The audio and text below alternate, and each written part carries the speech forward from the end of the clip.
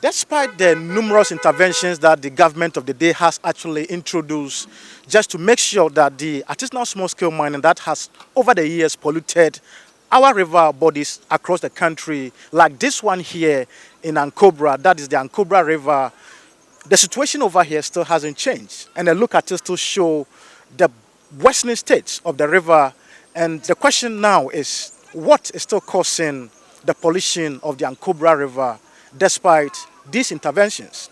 We've had a series of complaints from the JIRA on the Ankobra River, how it is being polluted. So we just couldn't look on because it's affecting livelihood. As a result of that, on the 7th of December, that's last week, the MUSEC together with other stakeholders embarked on a sweep on the river. It took that was from 10 a.m. to about 3 p.m. they were on the river to make sure that they get some of those who are doing the chamfan and polluting the river, get them arrested. But at least they managed to do a very good work by burning some of their chamfans. At least they burnt about 14 of them. And then the platform, they had a very huge platform on the river, which we had to burn some of them to scare them at least from operating on the river.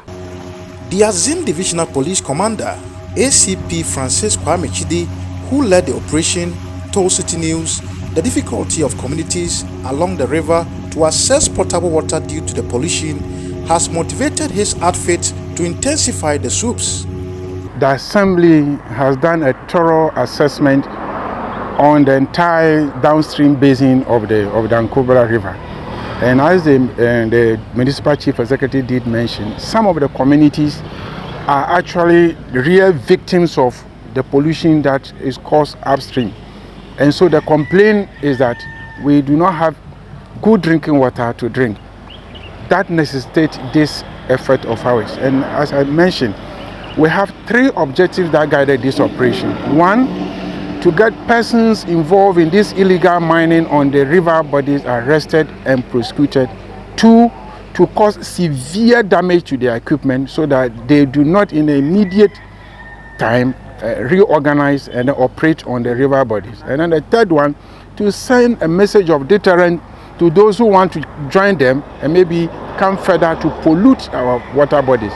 And so that was what guided the operation. And then we got about 2 of the objectives achieved, except to arrest them, which of course they heard the sound of our outboard motors, and obviously they will respond. So they did respond and they escaped. The caution I am sending to everybody, especially our section, the Nzima East section of the river, is that so long as I am here, and then we have this strong leadership coming from the Municipal Assembly with my other supporting agencies, security agencies in the municipality, I tell you, I will keep pushing them.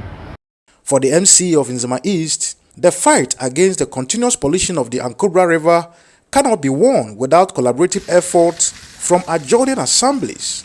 Seriously, we want to scare them from going in. But our problem is the river Ankobra now stretches all over to Serhi, Prisia, Wuni Valley, Bibiani, and it empties its mouth in the Ankobra, just at the Ankobra village in Nzima East. And this is where our problem is coming from. So we must be able to tackle the whole thing holistically, bringing together about 5 municipalities. I have only 1. So I think we need to team up so that all of us will be able to come together and address the situation once. For Citi News, I'm Ankobra.